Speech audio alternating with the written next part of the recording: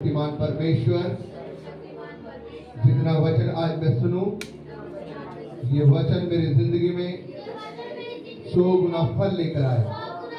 और मैं विश्वास करता हूं कि ये वचन मेरे शुद्ध रहने का और मेरे पवित्र रहने का उद्धार है। प्रभु, ये वचन मेरे जीवन के लिए ज्योति और मेरे पैरों के लिए मेरा मार्ग है। मेरे पिता प्रभु, मैं विश्वास करता हूं ये वचन मुझे सही तरीके से चलाएगा और मेरे लिए नए नए रास्ते खोलेगा। मैं मांगती हूँ यीशु के नाम से, यीशु के नाम से, आमीन। Hallelujah, hallelujah.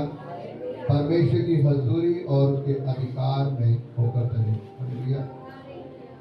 क्या है आज का टॉपिक? परमेश्वर की हजूरी और उसके अधिकार को पहचाने, उसमें होकर चले। परमेश्वर, आइए हम निकालेंगे पहला राजा उसका 17 अध्याय उसकी पहली आयत। पहला राजा उसका 17 अध्याय उसकी पहली आयत।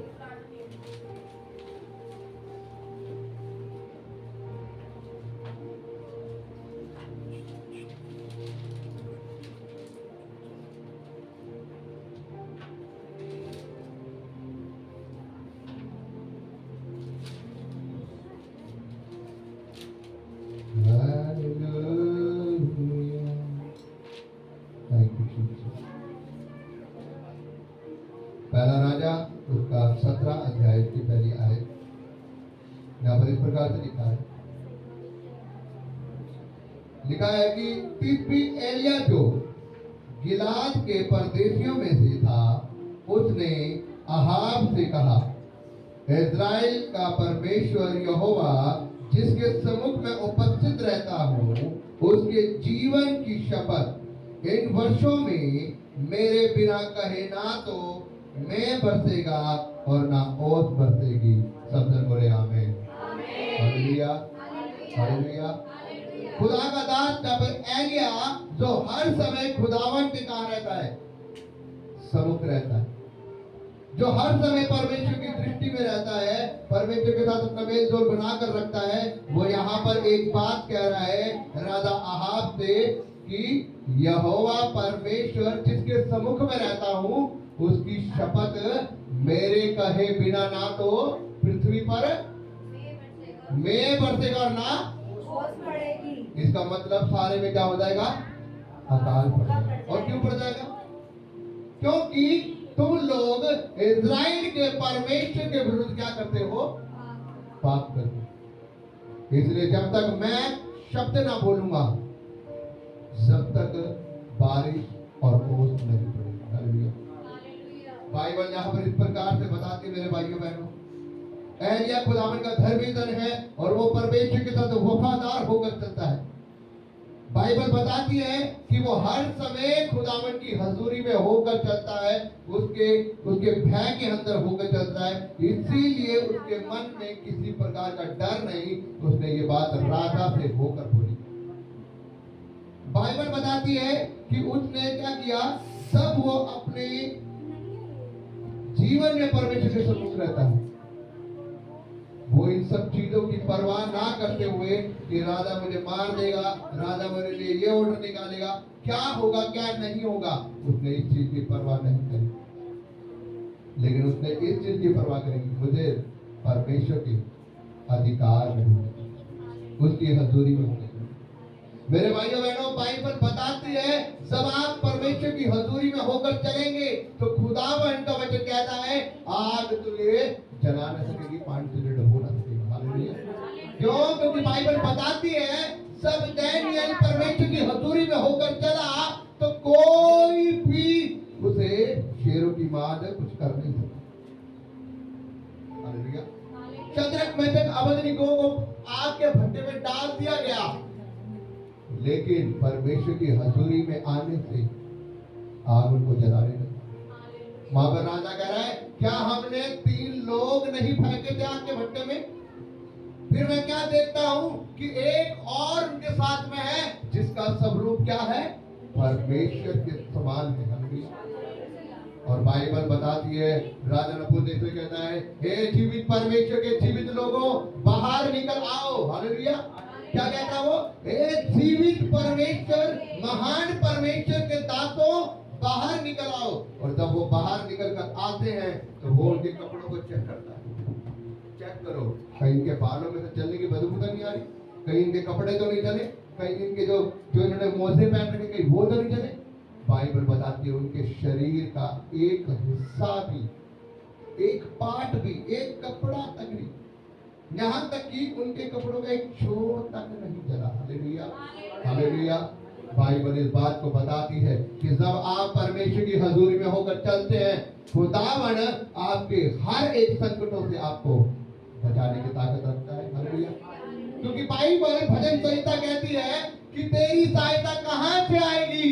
तेरी सहायता यहोवा की ओर से आएगी। जब आप उसके सम्मुख होकर चलेंगे तो वो अपनी सहायता को तुम्हारे लिए भेजेगा, क्योंकि लिखा है कि वो तेरे पाँव को पत्थरों से ठेस ना लगे। वो तुझे हाथों हाथ क्या करेंगे? उठा लेंगे। हालेलुया। लेकिन मेरे भाइयों बहनों, हमें परमेश्वर की हजूरी की। हालेलुया। भजन संहिता उसका एक अध्याय कहता है, दुष्ट लोग धर्मियों की मंडली में बैठ नहीं पाएंगे। क्यों? क्योंकि वो पाप करते, वो परमेश्वर की हजूरी में नहीं रहते। लेकिन जो धर्मी जन है, वो लिखा है कि वो अदालत में वो क्या होगा? वो जीतेगा, क्योंकि परमेश्वर उसके साथ है। उसके मुकदमे से लड़ने वाला उसका परमेश्वर यहोवा है। और परमेश्वर कहता है कि तू ना डर ना घबरा, क्योंकि मैं तेरा परमेश्वर यहोवा तेरे साथ खड़ा हुआ हूँ, तेरी ओर से लड़ने वाला मैं हूँ। हालेलुया।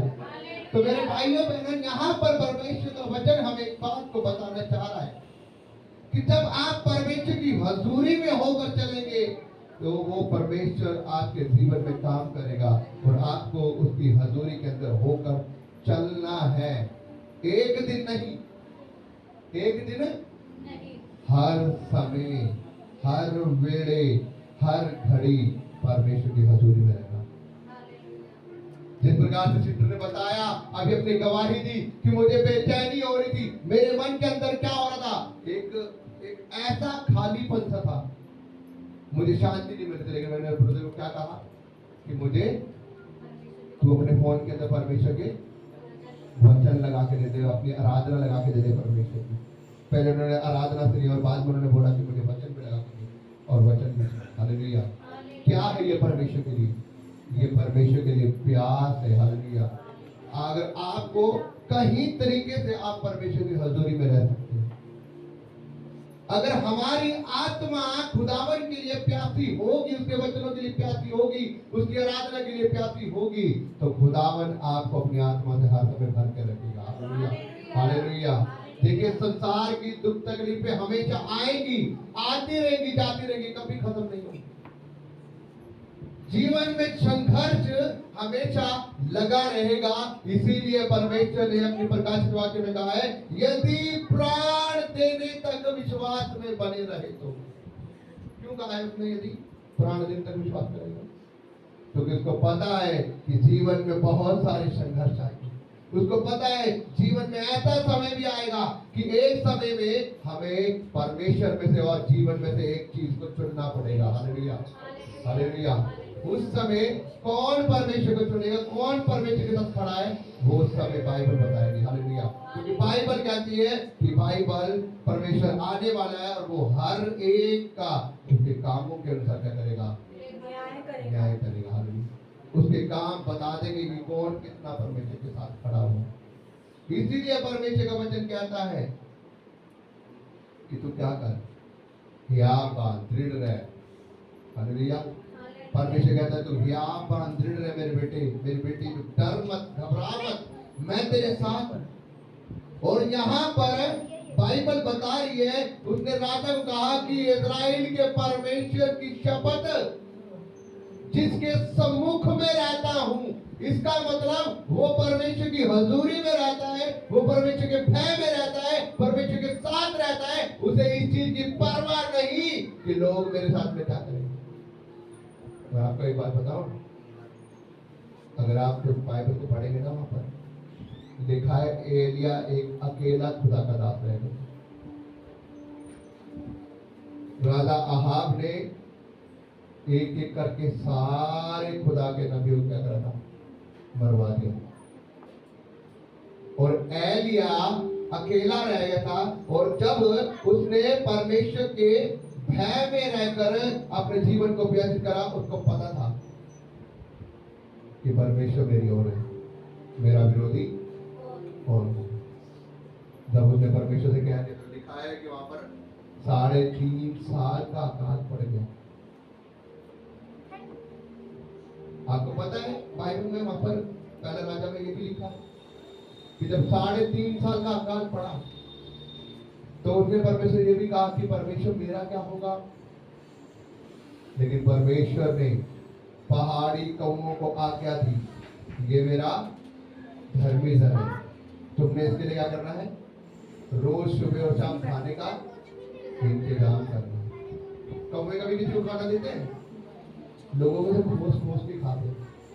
लेकिन बाइबल बता रही है वहां पर पहाड़ी कौवे, वही यहाँ वाले कौवे नहीं है, ऐसे ऐसे कौवे नहीं, पहाड़ी कौवे अलग होते। बाइबल बता रही पहाड़ी कौवे रोज उसके लिए सुबह भी शाम को भी खाना लेकर आया करते थे। वो पहाड़ियों पर रहता था एक गुफा के अंदर, उसके साथ में से एक नाला होके जाता था, उसमें से पानी बहता था। उस नाले का पानी वो पिया करता था, उस नाले का पानी वो पिया करता था और रोज खाना लेकर आता रहता, और फिर वो खाकर 3.5 साल का उसमें जो अकाल था वो उसने भुगता। Hallelujah, hallelujah. मेरे भाइयों बहनों, जब आप खुदावन के हजूरी में रहेंगे, उसके भय में रहेंगे, वो आकाश के झरोखों को खोल देगा। Hallelujah, hallelujah. वो आपके लिए सूखी चट्टान से पानी निकालेगा। हालेलुया। वो आपके लिए ऐसे ऐसे लोगों को भेजेगा जो आपने कभी सोचे भी नहीं है कि ये मेरी सहायता कहां से आएगी, क्योंकि परमेश्वर ने कहा कि तेरी सहायता स्वर्ग से आएगी। हालेलुया। परमेश्वर आपकी सहायता भेजेगा। वो आपके लिए ऐसे ऐसे लोगों को खड़ा करेगा कि आपने कभी सोचे भी नहीं होंगे कि ये लोगों को मैं जानता नहीं, लेकिन ये लोग कहां से आए। हालेलुया। आपका परमेश्वर की बात को समझ रहा है, परमेश्वर को क्या समझाएगा? परमेश्वर कह रहा है जब तुम मेरी ओर निगाहें लगाएगा, जब तुम मेरी हथूरी में चलेगा, तो मैं तुझे क्या करूंगा, मैं तुझे ब्लेस करूंगा, मैं तुझे आशीषित करने पाऊंगा। हालेलुया। मेरे भाइयों बहनों, मैं आपको बताना चाहूंगा, बाइबल बताती है कि एलिया जब पर खुदा के भय में रहा अंत तक, राजा ने ऑर्डर निकाले, सब मर चुके थे, अकेला रह गया था। जब आप अंत के समय तक, लास्ट तक परमेश्वर के हजूरी में बने रहते हैं, परमेश्वर आपको आशीष। लिखा है कि अय्यूब परमेश्वर की हजूरी में चला, खुदा के भय में चला, प्राण देने तक क्या रहा, विश्वास में रहा। आपको पता, अगर वो परमेश्वर की, उसकी वाइफ ने उसे बोला, हो सके तो अपने परमेश्वर को, तेरे पिता ने सब कुछ छीन लिया हमसे, अब उसको क्या कर, उसको बदनामी दे, उसको छिकार, उसको गालियां दे, और हो सके तो क्या हो जा, मर जा। लेकिन बाइबल बताती है उसने परमेश्वर की निंदा नहीं करी, उसने परमेश्वर को गलत नहीं कहा, उसने परमेश्वर की बुराई नहीं करी, बल्कि परमेश्वर के भय में होकर चलता रहा, परमेश्वर के साथ वफादार होकर, लास्ट तक परमेश्वर के साथ वफादार हो। वहां पर आपको एक चीज देखने को मिलेगी, क्या है पता? परमेश्वर ने शैतान को कहा था, तू इसके साथ जो करना चाहता है तू कर सकता है, लेकिन इसके प्राण को तू हाथ मत लगा। क्यों शैतान के शरीर को, प्राण को हाथ नहीं लगा पाया? बीमार भी कर दिया उसको, लेकिन मार नहीं पाया। क्यों नहीं मार पाया आपको पता? क्योंकि वो अपने दुख में, तकलीफ में, हर परेशानी में परमेश्वर के सम्मुख बना था, और जब वो परमेश्वर के सम्मुख बना था, परमेश्वर का हाथ उसके ऊपर था। Hallelujah, hallelujah. जब आप अपने दुख में, तकलीफ में, परेशानियों में परमेश्वर के साथ बने रहेंगे, परमेश्वर का हाथ आपके ऊपर आएगा, और आप, हो सकता है आप बीमार पड़ जाए, आप ऐसे बीमार पड़ जाए कि लोग आपका साथ छोड़ दें, लेकिन परमेश्वर आपको फिर खड़ा करेगा। Hallelujah, hallelujah. वो आपको खत्म नहीं होने देगा। लिखा है धर्मी जन अगर 7 बार गिरे, वो गिरकर फिर लेकिन अगर दुष्ट एक बार गिरेगा, वो गिरेगा, चकनाचूर होगा, नाश होगा, सत्यानाश होगा। धर्मी जन 7 बार गिरेगा तो भी खड़ा हो जाएगा, क्योंकि वो परमेश्वर के पीछे होकर चल। मेरे भाइयों बहनों, हमें इस बात को समझना होगा, अय्यूब जब अपने लास्ट स्टेज पे भी परमेश्वर के साथ वफादार है, परमेश्वर ने उसको जो कुछ छीना था शैतान ने उसका दुगना दिया। क्यों दुगना दिया? क्योंकि वो अपने उस प्राण जाने तक भी विश्वास में बना हुआ और खुदावन का शुक्रिया अदा करें। मेरे भाइयों बहनों, आज आपको ये बात समझनी होगी कि हमें परमेश्वर की हजूरी में रहकर चलना होगा। जब हम खुदावन की हजूरी में होकर चलेंगे, खुदावन हमारी हर एक परेशानियों को, हर एक दिक्कतों को वो आपके जीवन से दूर करने के साथ। लेकिन यहाँ पर बात यह है कि हजूरी में रहकर अब चले कौन? हजूरी में चलना ही तो मुश्किल है। दिक्कतें आती है, परेशानियां आती है, लेकिन विश्वास क्या होता है? विश्वास डोल जाता है। और शैतान का एक ही प्लान है कि वो आपको परमेश्वर की हजूरी से अलग कर सके। उसका एक ही प्लान है, वो आपको चाहे पैसों का लालच देके, चाहे आपको बीमारी देके, चाहे कुछ भी करके, वो आपको परमेश्वर की हजूरी से बाहर निकालना चाहता है। अब ये आपको समझना है कि आप परमेश्वर की हजूरी में रहना चाहते हैं या उन चीजों को, उन लालचों में पड़कर, उन बीमारियों को, उन दिक्कतों को, परेशानियों को देखकर आप परमेश्वर की निंदा करते हो, परमेश्वर की हजूरी से बाहर आते हैं। समझना आपको। लेकिन इस संसार की सुख शांति पल भर की है, लेकिन जो मसीह शांति देता है, जो परमेश्वर सुख शांति देता है, वो सदा तक बने रहने वाली हो, उसे कोई छीन नहीं सकता। हालेलुया। इसलिए मेरे भाइयों बहनों, आपको इस बात को समझना होगा कि आपको परमेश्वर की हजूरी में होकर चलना पड़ेगा, क्योंकि लिखा जहां परमेश्वर की हजूरी है वहां छुटकारे है, वहां आजादी है, वहां चंगाई है। Hallelujah, hallelujah. मेरे यीशु की हजूरी है यहाँ, वो जिंदा परमेश्वर। हालेलुया। तो जहां उसकी हजूरी होगी, उसका आत्मा आपके बीच में काम करेगा। हालेलुया। वो आपके बीच में चलेगा फिरेगा। हालेलुया। वो आपको छुटकारा देगा, वो आपको आजादी देगा, वो आपको डिलीवरेंस देगा, वो आपको ऊंचा करेगा। हालेलुया। कितने लोग आज इस बात को समझ चुके हैं कि आपको परमेश्वर की हजूरी में चलना है? हालेलुया। क्या आप तैयार हैं परमेश्वर की हजूरी में होकर चलने के लिए? क्या आप तैयार हैं कि अय्यूब की तरह आपके जीवन में संघर्ष आए और आप क्या करें? आप परमेश्वर को छोड़ दें? रात को मैं ईश्वर को जब वो ऐसी कंडीशन में थी, मैं घर पे भी प्रार्थना करते जा रहा था, रास्ते में प्रार्थना करते जा रहा था, मैं वहां पर भी प्रार्थना कर रहा हूँ, हॉस्पिटल में उसके सर के ऊपर हाथ रखा है। और जब वो उस हालत में थी तो मैं ये चीज सोचता था कि परमेश्वर, इंसान की जिंदगी का कुछ नहीं पता, लेकिन जब तक इंसान तेरे भय के अंदर होकर चलेगा, तू उसे कुछ कहीं पर भी जाने देगा। और मैं उसकी हालत देख रहा, उसकी हालत ऐसी थी कि बॉडी बिल्कुल साथ छोड़ चुकी थी, जैसे उसे पकड़ के ले गए थे। उसका शरीर इतना भारा हुआ था, तीसरी मंजिल पर उसे बिठा रहा था अपने पीछे, नीचे उतारने के लिए, मुझसे उठाई नहीं गई वो। और जब वो बाद में ठीक हो गई, मैं उससे मजाक कर रहा था, अपना वेट थोड़ा कम कर ले, इमरजेंसी अगर कोई पड़ जाए तो कोई उठा भी नहीं पाएगा। और मैं उसे कह रही थी कि परमेश्वर से प्रार्थना करा कर, परमेश्वर ने बचा लिया तुझे। वो मुझे कहकर पता है, वहां तो मैं बिल्कुल नहीं करती, यहाँ करती हूँ। हालेलुया। मेरे भाइयों बहनों, मसीह में की गई मेहनत कभी भी खराब नहीं जाएगी। अगर आप परमेश्वर को 5 मिनट भी दोगे, वो 5 मिनट के बदले वो आपको 10 मिनट का फायदा कराने वाला है। Hallelujah, hallelujah. यदि आप उसे 5 मिनट दोगे, वो 5 मिनट के बदले आपको 10 मिनट का फायदा कराने वाला है। यदि आप उसे घंटों दोगे, तो वो आपको घंटों में से कई घंटे बढ़ाने वाला आपकी जिंदगी में। वो आपकी जिंदगी के कई घंटों, कई सालों बढ़ाने वाला है। हालेलुया। बाइबल में लिखा, जो परमेश्वर की हजूरी में होकर चलता है, परमेश्वर की जिंदगी को बढ़ाता है, उसकी लाइफ को बढ़ाता है, उसकी टेंशनों को खत्म करता है।